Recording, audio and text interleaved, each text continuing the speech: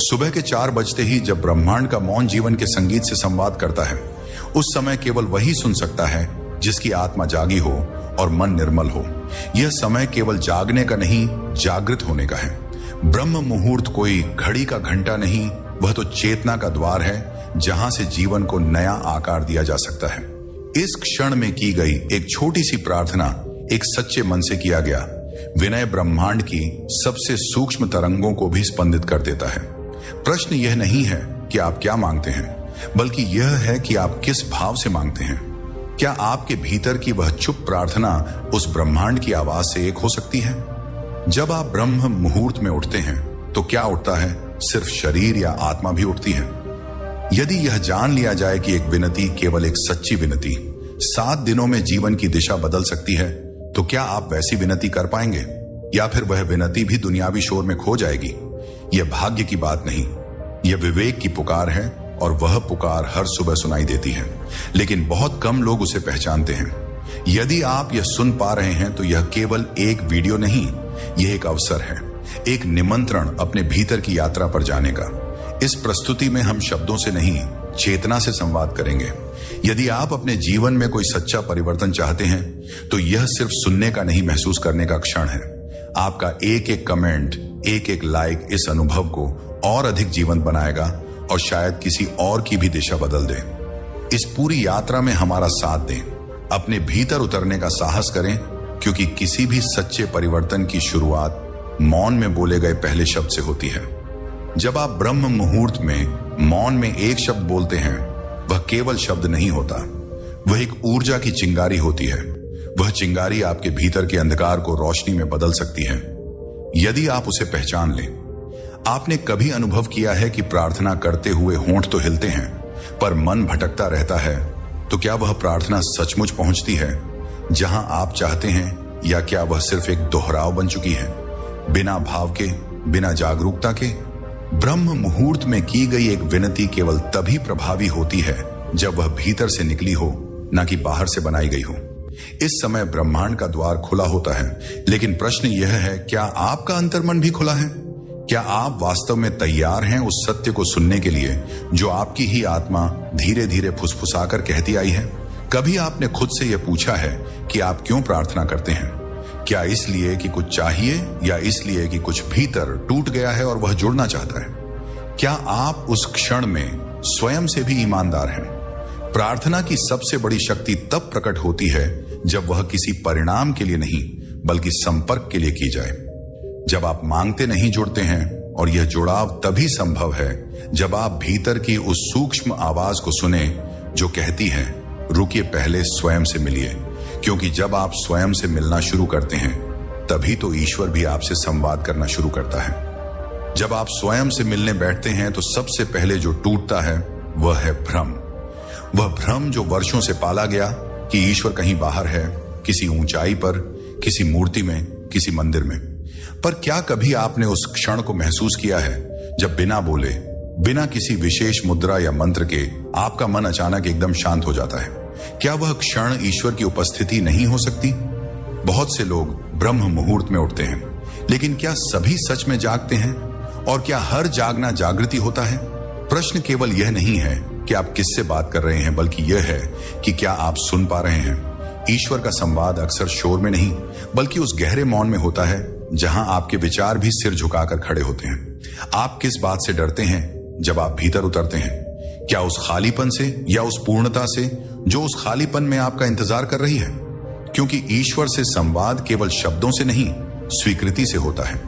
जब आप स्वीकार करते हैं कि आप टूटे हुए हैं, अपूर्ण हैं, भटके हुए हैं, तभी तो भीतर से एक आवाज आती है, मैं यही हूं। और वह आवाज कोई अलग नहीं, वह तो वही है जिसे आपने अब तक अनदेखा किया। और जब एक बार वह अनदेखी आवाज पहचानी जाती है, तो जीवन की दिशा बदलने नहीं, अपने वास्तविक रूप में लौटने लगती है। जिस क्षण आप भीतर ईश्वर की उपस्थिति को केवल सोचते नहीं, बल्कि अनुभव करते हैं, उसी क्षण भीतर का पहला ताला खुलता है, भय का। वर्षों से आप जिस ईश्वर को भय से पुकारते रहे, वह अचानक मित्र बनकर सामने खड़ा हो जाता है। क्या आपने कभी किसी ऐसे क्षण को जिया है जब ईश्वर से डरने की बजाय आपका मन उन्हें सुनने के लिए शांत हो गया हो? क्या वह क्षण आपको आजाद नहीं करता? क्योंकि सच्चा ईश्वर किसी धर्म, विधि या रीति में सीमित नहीं होता। वह तो उस क्षण में उतरता है जब आप उसे केवल मांगने के लिए नहीं बल्कि जानने के लिए बुलाते हैं। और जैसे ही यह जानने की इच्छा भीतर जन्म लेती है, दूसरा ताला टूटता है अहंकार का। वह अहंकार जो प्रार्थना को भी व्यापार बना देता है। मैं इतना भजन करता हूं, फिर मेरे साथ ऐसा क्यों हुआ? क्या आपने कभी स्वयं से पूछा है कि आप प्रार्थना में क्या लाते हैं? स्वार्थ या समर्पण? ईश्वर की उपस्थिति केवल अनुभव से नहीं आती, बल्कि उससे आती है जब आप अपने भीतर के द्वार को खुद खोलने का साहस करते हैं। यह द्वार बाहर से नहीं, भीतर से खुलता है और हर सुबह ब्रह्म मुहूर्त आपको वह चाबी सौंपता है। पर प्रश्न यह है, क्या आप उसे उठाते हैं या वह चाबी हर सुबह की तरह अनदेखी पड़ी रह जाती है और आप उसी पुराने बोझ के साथ दिन की शुरुआत करते हैं? लेकिन जिस दिन आप वह चाबी उठाते हैं, उस दिन केवल एक द्वार नहीं, एक पूरी नई दृष्टि खुल जाती है। जब वह नई दृष्टि भीतर से खुलती है तो सबसे पहले जो चीज बदलती है वह है आपका देखने का तरीका। न कि दृश्य, वही संसार, वही जीवन, वही लोग। लेकिन अब जो कुछ आप देखते हैं वह केवल घटनाएं नहीं, संकेत बन जाते हैं। क्या कभी आपने ऐसा अनुभव किया है कि कोई साधारण सी बात अचानक भीतर गूंज जाती है? जैसे कोई शांत हवा आपके अंतर्मन में कुछ कह गई हो, कुछ जो शब्दों में नहीं था, लेकिन फिर भी आप उसे समझ गए। यह वही दृष्टि है जिसे ब्रह्म मुहूर्त की मौन ऊर्जा जगा देती है। अब आप ईश्वर को केवल प्रार्थना में नहीं खोजते, बल्कि हर अनुभव में, हर परिस्थिति में एक संकेत की तरह पढ़ते हैं। और यहीं से शुरू होती है एक नई साधना, जहां आप जीवन को बदलते नहीं बल्कि उसे सुनना शुरू करते हैं। क्या आप हर दिन कुछ पाने की दौड़ में रहते हैं, या कभी जीवन से यह भी पूछते हैं, तू मुझे क्या सिखा रहा है? यह दृष्टि तब आती है जब आप दुनिया को बदलने की चेष्टा छोड़कर अपने देखने के ढंग को शुद्ध करने लगते हैं। और इस दृष्टि का पहला फल क्या होता है? विवेक, जो आपको केवल सही गलत नहीं बताता, बल्कि यह सिखाता है कि कब मौन रहना है, कब बोलना है, कब आगे बढ़ना है और कब रुक जाना है। लेकिन क्या यह विवेक अचानक प्रकट होता है? नहीं, यह भीतर की एकाग्रता और मौन की निरंतर साधना से उपजता है। और जब यह विवेक जागता है तो आप जीवन से नहीं लड़ते, आप उसके साथ चलना सीखते हैं। जब आप जीवन से लड़ना छोड़ देते हैं तो इसका अर्थ कायरता नहीं, बल्कि यह वह क्षण है जब आप जीवन को सुनने का साहस अर्जित कर लेते हैं। क्या कभी आपने देखा है कि कोई घटना बार बार आपके जीवन में लौटती है? कभी अलग रूप में, कभी अलग चेहरे में, लेकिन भावना वही रहती है। क्या वह केवल संयोग है या कोई संदेश जो आप पढ़ नहीं पा रहे? जीवन जब आपकी चेतना के साथ चलने लगता है तो वह बोलता नहीं, घटनाओं के माध्यम से संकेत देता है। इस सह यात्रा में पहला कदम होता है प्रतिरोध छोड़ना। जो घट रहा है उसे केवल सहन नहीं समझने का प्रयास करना। क्या आप जीवन से हमेशा प्रश्न करते हैं या कभी उसका उत्तर भी सुनने की चेष्टा करते हैं? जब आप ब्रह्म मुहूर्त में उठते हैं तो वह केवल एक टाइम टेबल नहीं होता, वह एक निमंत्रण होता है जीवन के साथ जागने का। उस मौन की घड़ी में जब आप प्रार्थना करते हैं तो क्या आप ईश्वर से लड़ते हैं या फिर उनके साथ बैठते हैं? ये साथ बैठना ही तो साधना है, जहां आप मांगते नहीं बल्कि स्वयं को समर्पित करते हैं। और समर्पण क्या है? यह समझना कि आप हर चीज नियंत्रित नहीं कर सकते, लेकिन आप प्रत्येक क्षण में जागरूक रह सकते हैं। क्या यह जागरूकता आपके जीवन में है, या आप भीड़ की तरह केवल भाग रहे हैं बिना यह जाने कि कहां और क्यों? और जब आप जागरूक होकर जीवन के साथ चलना सीख जाते हैं तो अगला प्रश्न उठता है, क्या अब आप ईश्वर को केवल खोज रहे हैं या अनुभव भी कर रहे हैं? ईश्वर को खोजते खोजते बहुत से लोग थक जाते हैं, पर क्या वास्तव में ईश्वर थकाता है या हमारी अपेक्षाओं का बोझ हमें थका देता है? कई बार हम सोचते हैं, मैंने तो सब किया, पूजा, ध्यान, नियम, साधना, फिर भी ईश्वर क्यों नहीं मिले? क्या यह खोज कभी निष्कलुष रही है, या हमने उन्हें भी एक उपलब्धि की तरह पाना चाहा है, जैसे कोई लक्ष्य, कोई परिणाम? जब आप किसी को अनुभव करते हैं तो क्या वह पाने की भावना से संभव होता है? नहीं, अनुभव तब होता है जब स्वयं खो जाता है। ईश्वर को अनुभव करने के लिए पहले मैं खोज रहा हूं, यह भाव गिरता है। तभी तो ब्रह्म मुहूर्त में की गई वह एक सच्ची विनती ईश्वर को नहीं बुलाती, बल्कि स्वयं को मिटा देती है। और जब मैं मिटता है तो जो शेष बचता है वही तो ईश्वर की उपस्थिति है। क्या आपने कभी ऐसा क्षण जिया है जहां कोई विशेष शब्द ना कहा गया हो, फिर भी भीतर कुछ गहराई से स्पंदित हो गया हो, जैसे कोई अदृश्य हाथ आपके हृदय के तारों को छू गया हो, बिना नाम, बिना रूप, बिना आवाज। ये वही क्षण होता है जहां खोज समाप्त होती है और साक्षात्कार शुरू। अब प्रश्न यह नहीं रहता कि ईश्वर कहां है, बल्कि यह कि मैं कहां हूं। यह परिवर्तन बाहरी नहीं, अंतरतम की भूमि में घटता है, और यह तभी घटता है जब आप उस मौन प्रार्थना को अपने भीतर पूर्ण रूप से स्वीकार करते हैं। और जब स्वीकार की यह भूमि भीतर बन जाती है तो अगला द्वार खुलता है, जहां ईश्वर की मौन उपस्थिति आपके जीवन की दिशा बन जाती है। जब ईश्वर की उपस्थिति आपके जीवन की दिशा बनती है तो आप निर्णय लेना बंद नहीं करते, लेकिन अब निर्णय आपके भीतर के मौन से निकलते हैं, न कि भ्रम से। आप वही कार्य करते हैं जो पहले करते थे, वही जीवन चलता है, लेकिन अब हर कदम के पीछे एक भीतर की स्पष्टता होती है। क्या कभी ऐसा हुआ है कि कोई निर्णय बिना सोच विचार के लिया और बाद में लगा यह तो भीतर से अपने आप हो गया? वह अपने आप कुछ और नहीं, ईश्वर की दिशा है। अब जीवन में गति कम नहीं होती, लेकिन अशांति मिट जाती है, क्योंकि आप जीवन को पकड़ने की कोशिश नहीं कर रहे, बल्कि उसके साथ बह रहे हैं। क्या आप हमेशा जीवन को नियंत्रित करने की चेष्टा करते हैं, या कभी आपने जीवन को यह कहने दिया, तू आगे चल, मैं तेरे साथ हूं?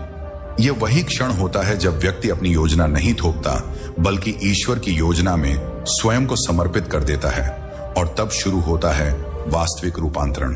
बाहर की दुनिया नहीं बदलती, भीतर की दृष्टि बदल जाती है। जब दृष्टि बदलती है तो संघर्ष समाप्त नहीं होते, लेकिन उनका अर्थ बदल जाता है। अब हर कठिनाई एक पगडंडी बन जाती है जो कहीं गहरे भीतर ले जाती है। क्या आपने कभी किसी दुख में एक अद्भुत शांति को देखा है? ऐसी शांति जो शब्दों से परे है।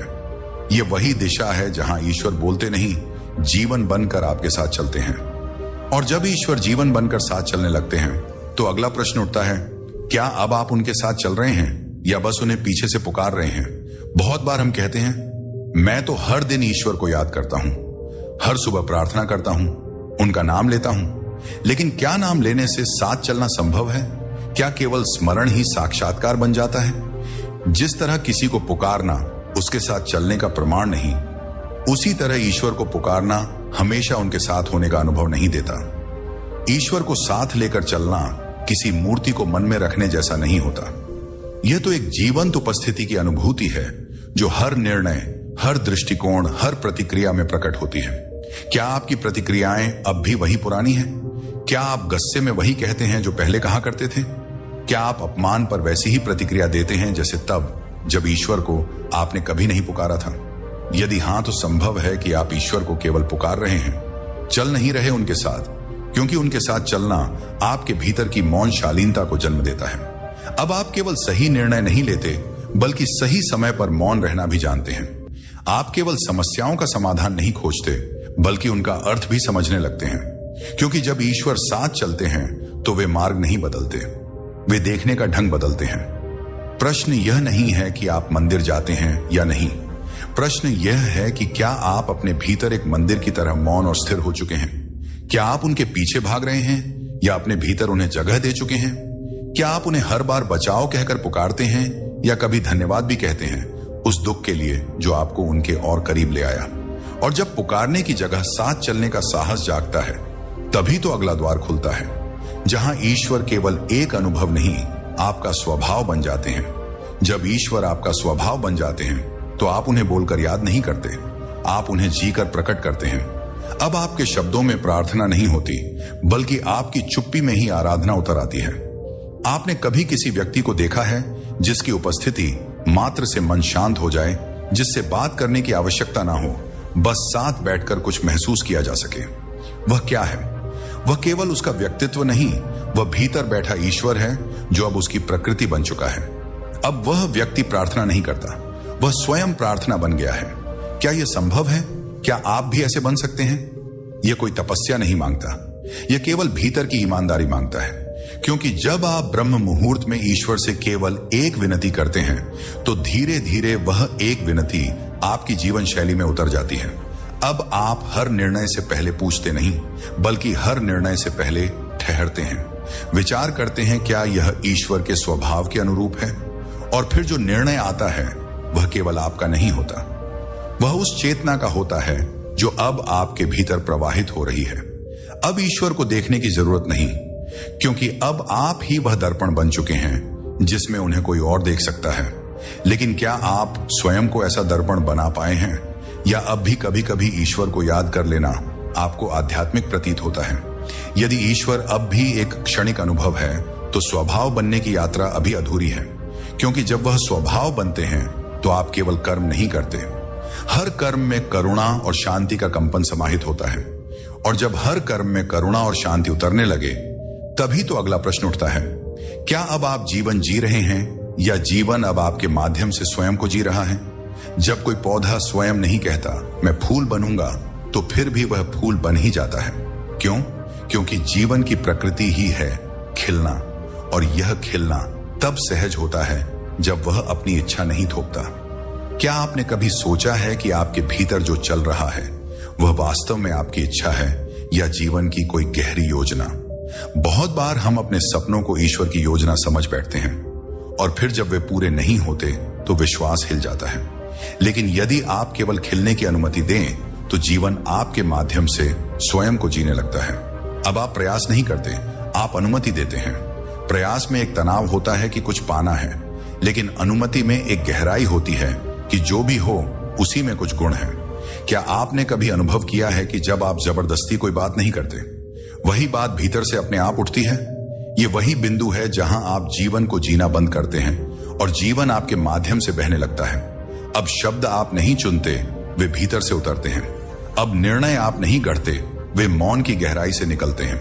अब लक्ष्य आप तय नहीं करते, बल्कि जीवन स्वयं आपको कहीं ले जा रहा होता है, और तब हर क्षण नियंत्रण नहीं बल्कि विश्वास का हो जाता है।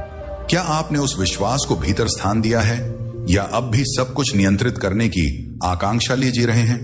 यदि आप थके हैं, संघर्ष करते करते, भागते भागते, तो एक बार रुककर स्वयं से पूछिए, क्या मैं जीवन को जबरदस्ती जी रहा हूं, या उसे अपने भीतर से बहने दे रहा हूं? क्योंकि जब जीवन बहता है तो सब कुछ सहज होता है, और ईश्वर अनुभव नहीं प्रवाह बन जाते हैं। और जब ईश्वर प्रवाह बन जाते हैं तो अगला द्वार खुलता है, जहां मौन केवल शांति नहीं देता बल्कि उत्तर भी देने लगता है। मौन को अक्सर हम चुप्पी समझ लेते हैं, पर चुप रहना मौन नहीं है। मौन वह होता है जहां शब्द की आवश्यकता नहीं रहती, क्योंकि भीतर स्पष्टता प्रकट हो चुकी होती है। क्या आपने कभी किसी निर्णय से पहले भीतर एक गहराई में उतरकर कोई आवाज सुनी है जो कहती है बस यही करना है? वह आवाज कौन देता है? कई लोग कहते हैं अंदर से ऐसा महसूस हुआ, लेकिन वे यह नहीं समझते कि अंदर की यह अनुभूति मौन से जन्मी है। जब आप ब्रह्म मुहूर्त में जागकर ध्यान में बैठते हैं तो बाहर कुछ नहीं बदलता, पर भीतर एक शुद्ध स्पेस बनता है जहां विचार स्थिर हो जाते हैं और चेतना बोलने लगती है। अब आपको बाहर उत्तर नहीं ढूंढने, आपके भीतर ही वे पकने लगते हैं। मौन अब प्रतिक्रिया नहीं रोकता, बल्कि उत्तर को परिपक्व करता है। इस अवस्था में आप केवल समस्याएं नहीं देख पाते, आप उनके भीतर छिपे संदेशों को पढ़ने लगते हैं। क्या आप उस स्तर तक पहुंचे हैं जहां कोई आपको चोट दे और आप सोचे इसमें मेरे लिए क्या सीख छिपी है? यदि नहीं तो मौन अभी भी केवल एक अभ्यास है। यदि हां, तो मौन अब आपकी बुद्धि का स्रोत बन चुका है। यह मौन केवल बाहर की चुप्पी नहीं, बल्कि एक आंतरिक शुद्धता है, जहां विचारों का कोलाहल थम जाता है और जीवन के गूढ़तम रहस्य धीरे धीरे स्वयं खुलने लगते हैं। यहां ईश्वर बोलते नहीं हैं, वे सुनाई देते हैं। और जब ईश्वर सुनाई देने लगते हैं तो अगला चरण आता है, जहां आपकी हर सांस एक प्रार्थना बन जाती है। जब आप सांस लेते हैं तो क्या आप सोचते हैं मैं सांस लूंगा अब छोड़ूंगा? नहीं, यह सब अपने आप चलता है, स्वाभाविक रूप से निरंतर। इसी तरह जब प्रार्थना केवल समय तक सीमित नहीं रहती, तो वह भी सांस की तरह स्वाभाविक और मौन हो जाती है। अब आप हे भगवान नहीं कहते, लेकिन आपका चलना, बैठना, बोलना सब कुछ एक मौन प्रार्थना का रूप ले लेता है। क्यों? क्योंकि अब जीवन का प्रत्येक क्षण उस चेतना से जुड़ा हुआ होता है जिसे आप बाहर खोजते रहे और अंततः भीतर पा लिया। अब आपकी करुणा, आपकी मुस्कान, यहां तक कि आपकी मौन उपस्थिति भी एक प्रार्थना बन जाती है, किसी को शांति देने वाली, किसी को सहारा देने वाली। प्रार्थना तब बदल जाती है मांगने से देने में। अब आप कहते नहीं हे ईश्वर मुझे शांति दो, बल्कि अब आप स्वयं शांति बनकर किसी और को दे रहे होते हैं। क्या यह परिवर्तन आपके भीतर घटा है, या अब भी प्रार्थना आपके लिए केवल संकट का उपाय है? जब तक प्रार्थना सिर्फ इच्छा पूरी करने का माध्यम है, वह व्यापार है। लेकिन जब प्रार्थना कृतज्ञता से जन्म लेने लगती है, बिना किसी मांग के, तब वह ईश्वर के निकटतम रूप में परिवर्तित हो जाती है। अब आप मंदिर में सिर झुकाने नहीं जाते, क्योंकि हर क्षण सिर झुका हुआ होता है, विनम्रता में, जागरूकता में, प्रेम में। क्या आपने इस प्रकार की प्रार्थना को जिया है जो शब्दों से रहित है, लेकिन उसकी शक्ति से पूरा जीवन बदल जाता है? यदि नहीं तो आप अब भी द्वार पर खड़े हैं, क्योंकि जब हर सांस प्रार्थना बन जाती है, तभी जीवन पवित्रता से भरने लगता है। और जब जीवन पवित्रता से भरने लगता है तो अगला प्रश्न उठता है, क्या अब आप ईश्वर को खोज रहे हैं या वह स्वयं आपके भीतर से प्रकट हो रहे हैं? आपने शायद वर्षों तक ईश्वर को बाहर खोजा हो, मंदिरों में, ग्रंथों में, उपदेशों में और अनुभवों में। लेकिन एक दिन आता है जब सब कुछ सुनने के बाद, पढ़ने के बाद, जानने के बाद एक गहरा मौन उतरता है, और उसी मौन में वह भीतर से प्रकट होते हैं। वह ना तो आवाज करते हैं, ना कोई संकेत भेजते हैं, लेकिन आप महसूस करते हैं कि अब तक जो खोज रहे थे वह तो आपकी ही आंखों से देख रहा था, आपकी ही सांसों में छुपा था। क्या यह अनुभव हुआ है आपको? क्या कभी ऐसा लगा है कि आप ईश्वर को नहीं, बल्कि ईश्वर आपके माध्यम से स्वयं को जी रहे हैं? अब बाहर कोई मार्ग नहीं दिखता, लेकिन भीतर एक स्पष्ट प्रकाश जलने लगता है।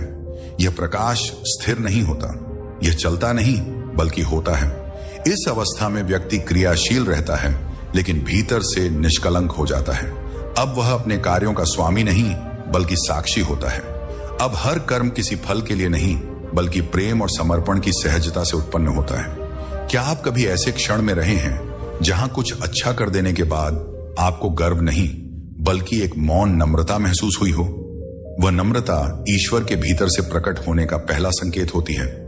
अब आपको यह कहने की आवश्यकता नहीं होती, मैं ईश्वर में विश्वास करता हूं, क्योंकि अब आप स्वयं उस विश्वास की जीती जागती उपस्थिति बन चुके होते हैं। जैसे फूल कहता, नहीं मैं सुंदर हूं, वह बस खिलता है और उसकी सुगंध स्वयं फैल जाती है।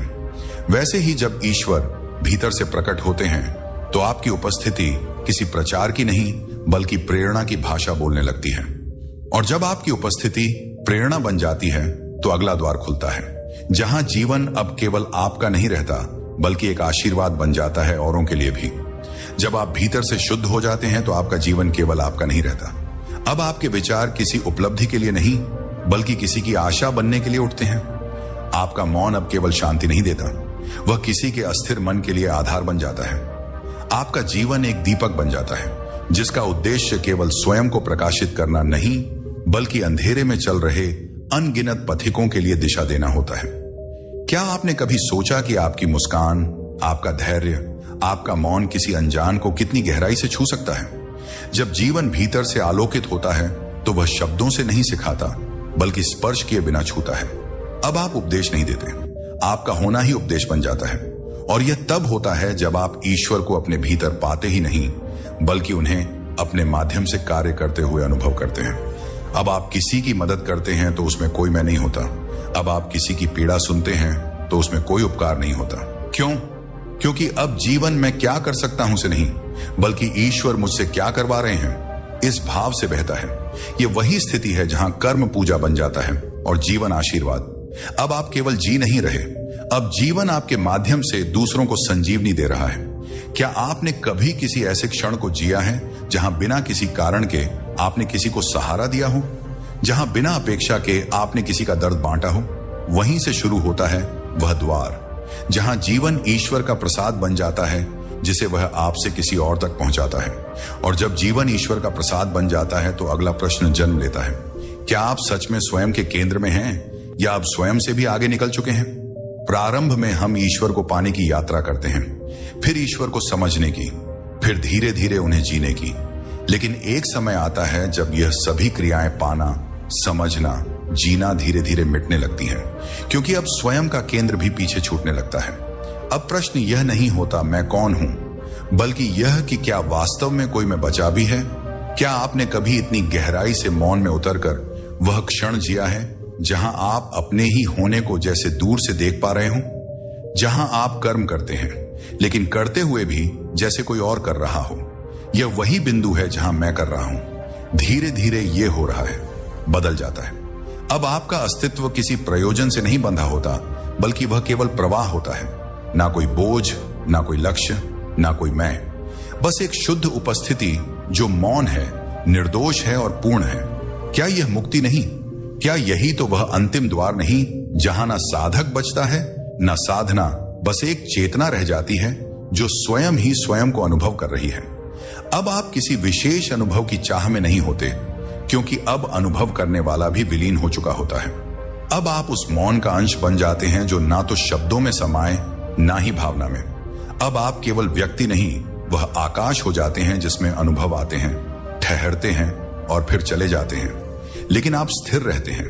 यही वह क्षण होता है जहां आप स्वयं से भी आगे निकल जाते हैं और जगत से एक हो जाते हैं। और जब आप जगत से एक हो जाते हैं तो अगला रहस्य प्रकट होता है कि ईश्वर अब कोई नाम नहीं, बल्कि स्वयं जीवन बन चुका है।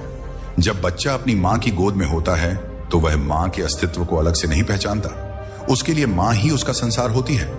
ठीक वैसे ही जब साधना परिपक्व हो जाती है तो ईश्वर अब कोई अलग सत्ता नहीं रह जाते, वे जीवन की हर धड़कन, हर अनुभूति में समा जाते हैं। अब आप उन्हें खोजते नहीं, क्योंकि अब जो भी है वही ईश्वर है। अब फूल देखना एक प्रार्थना है, अब मौन बैठना एक ध्यान है, अब किसी की आंखों में झांकना एक ईश्वर दर्शन है।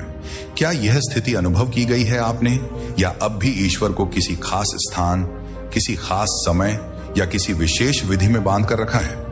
जब तक ईश्वर केवल मंदिरों के देवता हैं, आप उन्हें कभी नहीं जान पाएंगे। लेकिन जब वे हर जीव में, हर क्षण में, हर अनुभव में प्रकट होने लगे, तभी आप उन्हें जीना शुरू करते हैं। अब आप किसी परिस्थिति को अच्छी या बुरी नहीं कहते, क्योंकि हर परिस्थिति में ईश्वर की छाया दिखाई देती है। अब आप दुख में टूटते नहीं, बल्कि उसमें भी कोई ईश्वरीय संकेत खोजते हैं। अब आप सफलता में अहंकार नहीं पालते, क्योंकि आप जानते हैं यह सब उसी की लीला है। जीवन अब लक्ष्य नहीं, बल्कि एक लीला बन जाता है, जहां ईश्वर नायक नहीं, बल्कि पूरा मंच बन जाते हैं। यहां तक कि अब प्रश्न भी शांत हो जाते हैं, क्योंकि उत्तर की कोई जरूरत नहीं बचती। अब ना कोई मांग है, ना कोई शिकवा, अब बस एक अनुभव है कि जो कुछ भी है वही पूर्ण है, वही परम है। और तभी आप पहली बार सच में जीना शुरू करते हैं, ना जरूरत से, ना भय से, ना भविष्य से, ना अतीत से, बल्कि केवल इस क्षण से, इस सांस से, इस ईश्वर से। और जब जीवन स्वयं ईश्वर बन जाए तो अगली अनुभूति जन्म लेती है कि मृत्यु भी अब अंत नहीं, बल्कि ईश्वर से मिलने की अगली शुरुआत है। मृत्यु एक ऐसा शब्द जिससे संसार सदा भागता आया है। हर सांस, हर संबंध, हर संचय मानो बस इस एक यथार्थ को टालने के प्रयास हो। लेकिन क्या कभी आपने मृत्यु को दृष्टि से देखा है, ना कि डर से? जब साधक भीतर से ईश्वर के साथ एक हो जाता है तो मृत्यु अब अजनबी नहीं रहती। वह ना तो दुखद प्रतीत होती है, ना ही डरावनी, बल्कि वह अंत नहीं, एक विसर्जन बन जाती है। मृत्यु अब कोई घटना नहीं, बल्कि एक पूर्णता है। जीवन जब ईश्वर की उपस्थिति बन जाता है तो मृत्यु उस ईश्वर में पूर्ण समर्पण की अंतिम सीढ़ी होती है। अब व्यक्ति मरता नहीं, वह विलीन होता है। जैसे नदी सागर में मिलती है और नदी की पहचान मिटकर केवल सागर ही शेष रह जाता है। क्या आपने कभी सोचा है कि मृत्यु से डरना वास्तव में जीवन से अलगाव की भावना है? लेकिन जब जीवन और ईश्वर एक हो जाए तो मृत्यु उस एकता को और गहरा कर देती है। अब मृत्यु से पहले कुछ अधूरा नहीं लगता, अब कोई पछतावा नहीं रह जाता, क्योंकि हर पल जिया गया होता है ईश्वर की उपस्थिति में। और ऐसा जीवन मृत्यु से डरता नहीं, वह उसे गले लगाता है। अब मृत्यु एक शून्य नहीं देती, बल्कि शाश्वतता का द्वार खोलती है। अब व्यक्ति शरीर नहीं छोड़ता, बल्कि छाया से प्रकाश में प्रवेश करता है। क्या मृत्यु आपके लिए अब भी एक भय है, या वह अब एक शांत आघोष बन चुकी है, जहां आप जानते हैं कि जो कुछ था वह नष्ट नहीं हुआ, बल्कि मूल रूप में लौट गया है? जब मृत्यु स्वयं ईश्वर की अनुभूति बन जाती है तो फिर क्या खोया है? सिर्फ एक शरीर पर पाया गया संपूर्ण अस्तित्व। और जब मृत्यु भी ईश्वर की गोद बन जाए तो अंतिम अनुभूति प्रकट होती है, जहां जीवन, मृत्यु, समय और स्थान सब कुछ एक ही मौन में विलीन हो जाते हैं। जब जीवन साधना बन जाए और साधना मौन में घुल जाए तो वहां कुछ नहीं बचता जिसे कहा जाए, समझाया जाए या दिखाया जाए। अब जो शेष है वह ना विचार है, ना भाषा, ना पहचान। अब शेष है एक मौन अनुभूति जो कहती नहीं, बस सांस की तरह बहती है। ये वह क्षण होता है जहां जीवन और मृत्यु प्रारंभ और अंत सब एक ही वृत्त में समा जाते हैं। यह वह बिंदु है जहां आप स्वयं को न व्यक्ति मानते हैं न आत्मा, बल्कि एक उपस्थिति जो कभी जन्मी नहीं थी और कभी मरेगी नहीं। अब आप समय के बाहर हैं, स्थान की सीमाओं से परे हैं, धर्म, मत, भाषा इन सब से मुक्त। अब कोई दिशा नहीं होती, क्योंकि अब सब कुछ एक ही बिंदु बन गया होता है। वही बिंदु जहां ईश्वर की खोज नहीं होती, बल्कि ईश्वर ही सब कुछ हो जाते हैं। अब आपको कोई नाम लेने की आवश्यकता नहीं, क्योंकि हर नाम उसी की अभिव्यक्ति है। अब आपको कोई ग्रंथ पढ़ने की आवश्यकता नहीं, क्योंकि हर पत्ता, हर हवा, हर स्पंदन आपके लिए शास्त्र बन चुका होता है। अब भीतर और बाहर का कोई भेद नहीं रह जाता। आप जहां भी देखते हैं बस उसी को देखते हैं, वह जो था, है और सदा रहेगा, जिसने खोजने वाले को भी जन्म दिया और जिस तक पहुंचते पहुंचते खोजने वाला स्वयं मिट जाता है।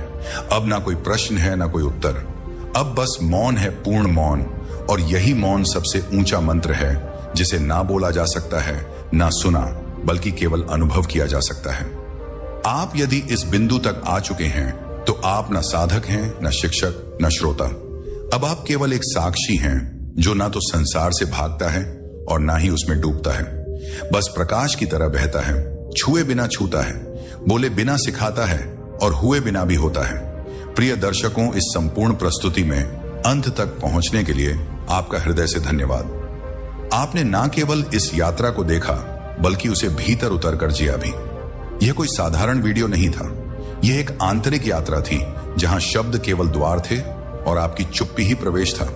आपका धैर्य, आपकी संवेदनशीलता और इस शांति को भीतर तक स्वीकार करने की आपकी तत्परता, इसी से यह प्रयास सफल हुआ। दोस्तों, ब्रह्म मुहूर्त की यह दिव्य विनती अगर सच्चे मन से की जाए तो ब्रह्मांड खुद आपके लिए रास्ते खोल देता है। अब यह आप पर है, क्या आप कल सुबह से अपनी जिंदगी बदलने के लिए तैयार हैं? अगर इस वीडियो ने आपको प्रेरित किया हो तो इसे लाइक करना ना भूलें।